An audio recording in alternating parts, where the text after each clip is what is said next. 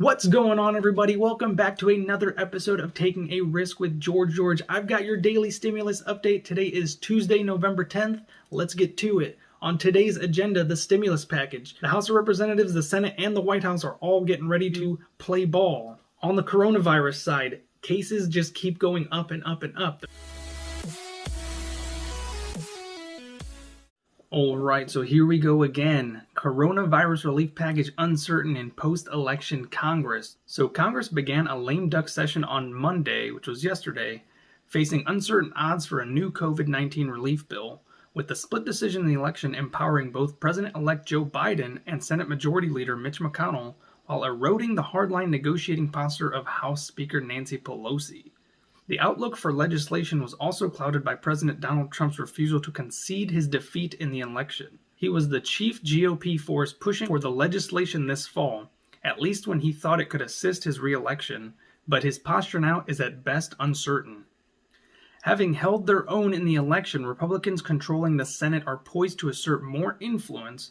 Republicans largely deferred to Trump's team during more than 3 months of long and frustrating negotiations when the White House appeared willing to accept a package of up to $2 trillion, even as they called for a smaller, more targeted bill. I'm glad that Senator McConnell has determined that he'll be the chief negotiator for our side of the building, said Senator Roy Blunt, who added that Pelosi certainly should be more motivated to get a deal than maybe she was before the election. Since we all know that she was not in favor of giving Trump any wins, now that he's out of the picture and it won't really count on his end, it would be more likely that Pelosi would be more willing to do something and get something passed. The renewed legislative maneuvering comes at a pivotal moment in the pandemic, with surging COVID-19 caseloads across the country putting new strain on hospitals and raising fears of an economic slowdown. Biden yesterday quickly established a coronavirus advisory board and implored Americans to wear masks, saying action is needed to avoid a dark winter. Biden also made clear he does not want to wait until January to get a relief package done. Although we are not in office yet, I'm just laying out what we expect to do and hope can be done. Some of it between now and the time we're sworn in, Biden said. There's a need for bold action to fight this pandemic. We are still facing a very dark winter. So what a dark winter actually means is that cases are going to rise and we're going to see a lot of deaths over the winter time. If anybody has a better explanation as to what a dark winter is, please in the comments below let me know, because as far as I know, the dark winter was a mock exercise that they ran back in 2001 within the Congress, I believe. They pretended like a smallpox outbreak was used as from like a biohazard weapon, and they used journalists to see how things would play out. So that's what I know about the dark winter.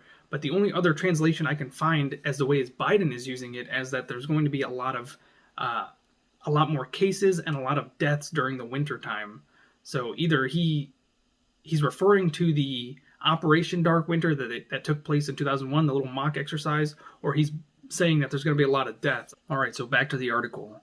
Biden's victory in the election puts him in the driver's seat over Pelosi, whose ambitious pre-election demands for the virus package were rooted in assumptions of a sweeping Democratic victory that would expand her majority.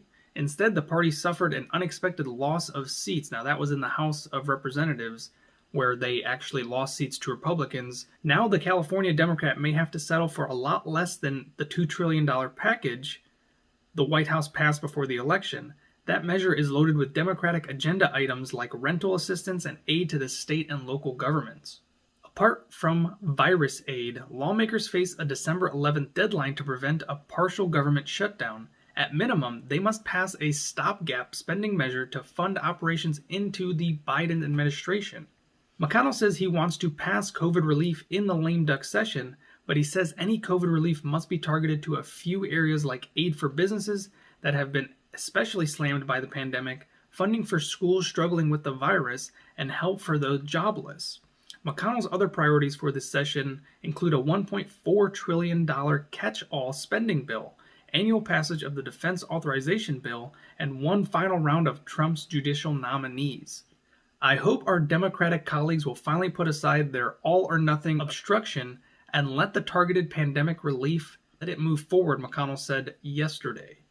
In any event, we will need to fund the government reach agreement with the White House on the National Defense Authorization Act, and confirm more thoroughly qualified nominees. At issue is a relief agenda that would provide further $1,200 direct payments to most Americans, restart bonus unemployment benefits, fund additional testing and vaccines, provide aid to schools, and allocate money to state and local governments, which are all priorities of the Democrats. A $1.8 trillion rescue plan in March passed virtually unanimously, but the two sides formed different opinions about the size and scope of another relief measure. Republicans urged caution about so much additional debt and have mostly followed Trump's lead as he pressed to reopen the economy. Democrats have said so far that they won't accept a piecemeal approach in which popular GOP-backed items like paycheck protection subsides for business advance, but Democratic priorities like help for state and local governments would not. Trump and many of his GOP allies have focused on loosening social and economic restrictions as the key to recovery instead of more taxpayer-funded help. Senate Democrats have blocked a Senate GOP plan that McConnell brought to vote last month. The measure contained more than $100 billion for schools, a $300 per week supplemental unemployment insurance benefit, and more subsidies for businesses especially hard hit by pandemic-related downturns and closures. It did not include the $1,200 direct payment that was so important to Trump. Alright, so in closing with that, it sounds like talks are going to continue with the coronavirus package relief. The size is always, of course, up for debate, but it sounds like the Republicans are going to be more willing to push $2 trillion instead of the 1.9 or the 1.8 that they were pushing before, and we'll see if Nancy Pelosi is willing to play game and lose $200 billion just to get something passed out. She does have a better chance now with Biden being the president-elect. She has a Democrat in the White House, which looks great for them if something does pass. So we'll see if she's willing to play game with the Republicans in the Senate or not. Alright, so now on to the coronavirus. The U.S. has officially surpassed 10 million coronavirus cases. Experts warn that we may be entering the worst phase. Alright, so according to the World Health Organization's website, which could be way off, I don't know if something's going on because on November the 8th, they had 0 confirmed cases, which we definitely know is not true. We know we were over the 100,000 mark again for November the 8th.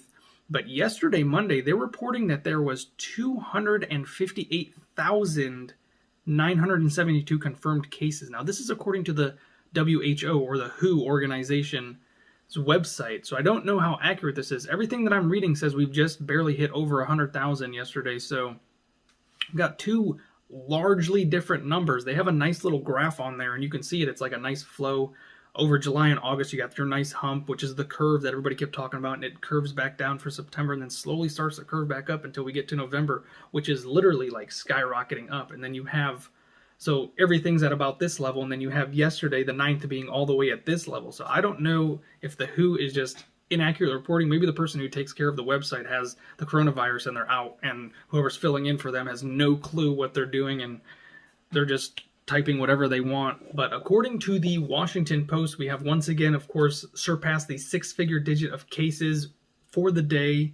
Our death toll is still about 237,000 since the beginning of the pandemic. This isn't like anything recent. This is the beginning of the pandemic. We've had about 237,000 deaths, American deaths, not worldwide.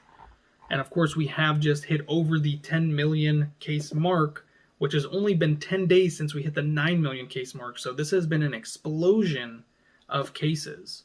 So with this recent explosion of cases, many people are predicting another shutdown, and they're calling it the twindemic because the pandemic was one, and this is the second coming of the pandemic, of the actual surge in cases, at least in the U.S. The worldwide, there are still a lot of cases going on worldwide, but in the U.S. mostly, things have just continued to explode coronavirus-wise, and my prediction is because of the election. I think a lot of people went out who may have been at a higher chance rate to catch the virus, and they did end up catching it, and they went and got tested, and of course tested positive. So that's my prediction. It all has to do with the election, people getting out more. Also with the lackadaisical approach that most government officials have taken before the election too. I was reading that before, is that a lot of government officials were being really relaxed on the mandates because they were nervous that it was actually going to hurt them in the polls. So they chose their job security over the American people's security and safety. So there you have it with our government once again.